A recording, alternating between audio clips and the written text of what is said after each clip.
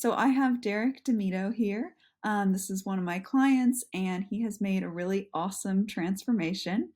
So when we met, just the recap, Derek had gone through an accident about 3 or 4 years ago and had his pancreas removed and or half his pancreas removed and his spleen removed. And this led to a lot of digestive issues like esophagitis, chronic diarrhea, lots of other issues that I'll let him talk about. And essentially, when we started working together, it only took about 2 months for him to get off his medication, to put these mostly in remission. And he had a few flare ups after that, but now it has been, let's see, when did we start working together? August. So it's Yeah, it been, would have been late August. yeah, so it's been about 7 months, and it's been a few months since you've had any symptoms at all, which is awesome. So, welcome. Thank you for coming. Thanks for And having me. yeah, of course. So, my first main question is, I know I recapped it, but can you tell me like where you were at before we started working together? I was pretty frequently having kind of stomach cramps. It would feel like I ate a rock and it would sit, um, and I could generally feel it for. It would feel like a rock. Not that I've ever ate one, but it's imagining what it would feel like.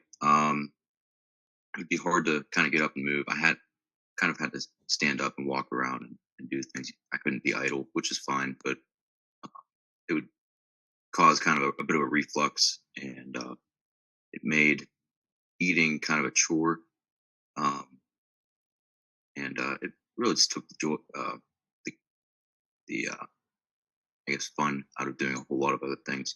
Hmm. So that's about when I was starting to research on my own and look into things like seed oils and different cooking techniques and cooking with fats and more animal based diet. And that's sort of when I stumbled across her Instagram page and Hmm. you know went from there. Yeah, totally. And like, what were the main symptoms you had?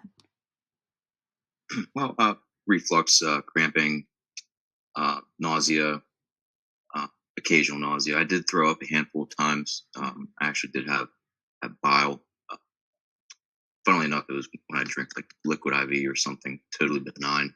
Um, but yes, a handful of things like that, and just less energy. Obviously, that discomfort led to me having you know, not really being the best of moods all the time. Hmm. So it was a contributing factor, but I'd say the primary symptoms were um, basically the pain and discomfort in general. Yeah, definitely. And you were taking medication for that too, right?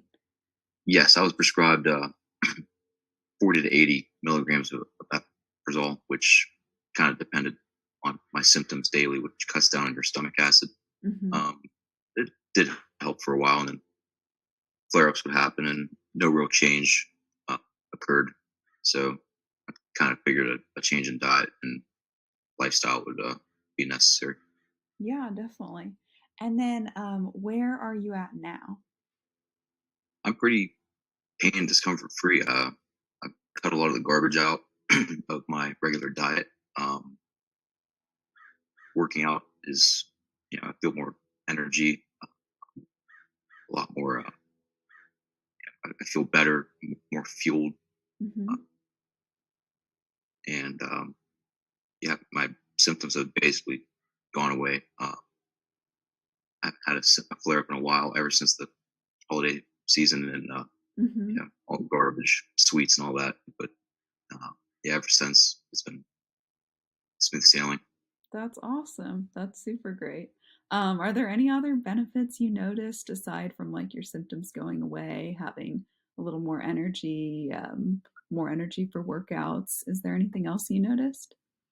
Um, yeah, I spend a lot less on food. I'm not, I'm not telling everyone that you're gonna spend less money or whatever, but yeah, it turns out if you shop a little smarter, you're you're not buying garbage food that ends up costing more in the long run.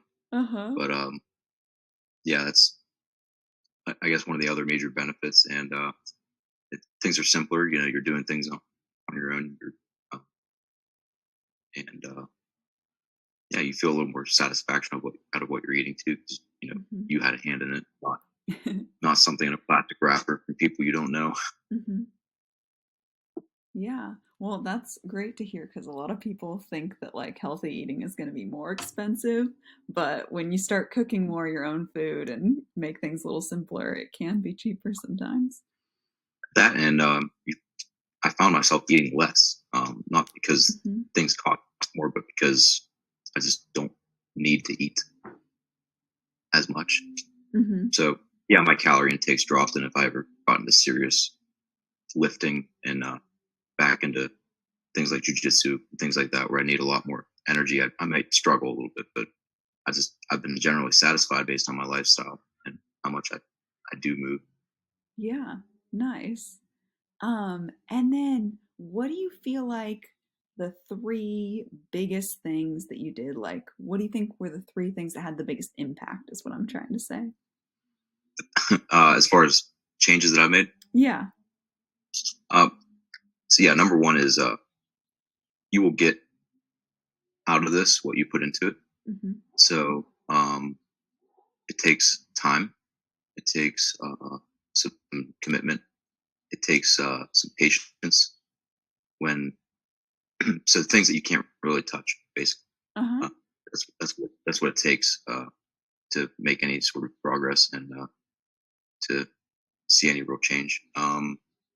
And understand that what you're doing is going to pay off in the long run. So Hmm. no, it's not necessarily convenient. At least some of it, if you get into the gap diet or anything like that, which I did not. Hmm. I didn't really need to, but Yeah. Yeah. the You didn't need to go that far. yeah. Um, but if you need to, then yeah, that's what it's going to take. Is those intangible uh, things that you can't really touch. But the other thing would be uh, well, location. Knowing where to shop, Hmm. uh, kind of being resourceful in that aspect, and a willingness to kind of forget all the other things you've learned um, prior to that, because nutrition is there, there's so much to nutrition that the average American has not been told. I mean, if you compare body mass index from Americans to Italians, it's not even Hmm. remotely close. There, there's a lot of reasons why. So Hmm. yeah, willingness to learn would be one of those other ones. Hmm. Is that specific enough? Yeah, yeah, that's perfect. And one other thing I wanted to note on, you work a lot, like 12 hours a day, right? About? Somewhere 12 is like probably more than I should, but 9 to 12 is pretty average, Okay. somewhere in that range. And the hours aren't very convenient, so that's made this somewhat difficult, along with existing sleep Hmm. uh, issues. But so it's been a challenge to kind of work around that schedule, at Hmm. 3 p.m. to 11, uh, and sometimes 3 to 1, sometimes 3 to 2. So it's not really it's less than ideal, and then fitting anything else in between all of that has been challenging, but it's kind of paid off. Yeah, especially if you kind of just do it. You don't really talk about it. You Hmm. even someone asks like, "Oh, just this." No, I'm just gonna try and keep tweaking things and Hmm. see what works. Yeah, absolutely. And you were able to make this change, you're able to overcome these gut issues, work those longer hours and go to the gym too. So like what do you attribute your success to that with? Lack of sleep, You're but getting better about the sleep now though, huh? yeah, it's okay. It's gotten a little better. Uh-huh. A lot of that's dependent on screen time too, and so Mhm. if trying to go to bed right after I get home from work, I'm staring at a computer 30 minutes prior to getting home. So I'm on my phone doing whatever. So yeah, a little bit the light discipline helps. Mhm. And thankfully, I have my drill weekends to thank for a time away from all of this to give myself a little mental break. But Mhm. yeah, so on top of all that, let's I go play army every once in a while. Mhm. And then I also noticed, like, just looking at your food logs and stuff, like, you kept your meals a little bit more simple, and it seemed like that worked well for you, like, not getting too complicated into anything, but just having simple meals that, you're getting everything you need in, you can kind of prep cook some stuff and just stick to it. Do you feel like that helped a lot? Yes, because I don't have really the time. It may not take too much time to make something a little more, let's say, tasty, but I just don't have the patience sometimes to do that. So I'm pretty utilitarian in how I do my meals sometimes. Mhm, So it's could be just a thing of ground beef, and I cook it in duck fat or butter, and I sprinkle some shredded cheese on top, and that's pretty much it. So mhm, it's like I said, utilitarian, or beef liver, mhm. and I soak it in a bag with some seasoning, and I cook it the next day, and kind of go from there. So Yeah, definitely. Well, is there anything else you want to add? Maybe something you'd want to say to someone who's considering joining Ancestral Gut Healing? um, yeah, I would say if you're going to do it, well, do it. It's going to be worth it. But as I said, it's you get out of it what you put into it. I Hmm. think if I'd made a few more sacrifices, I could have gotten more out of it, in the long run. But that's life, I suppose.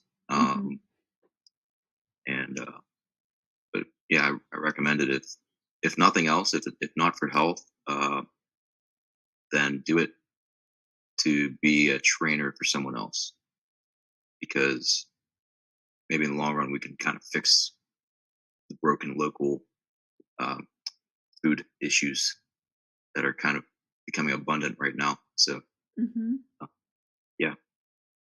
Yeah, absolutely. Well, thank you, Derek. It was really nice talking with you. And yeah, thank you for doing this with me. Oh, my pleasure. Thank you.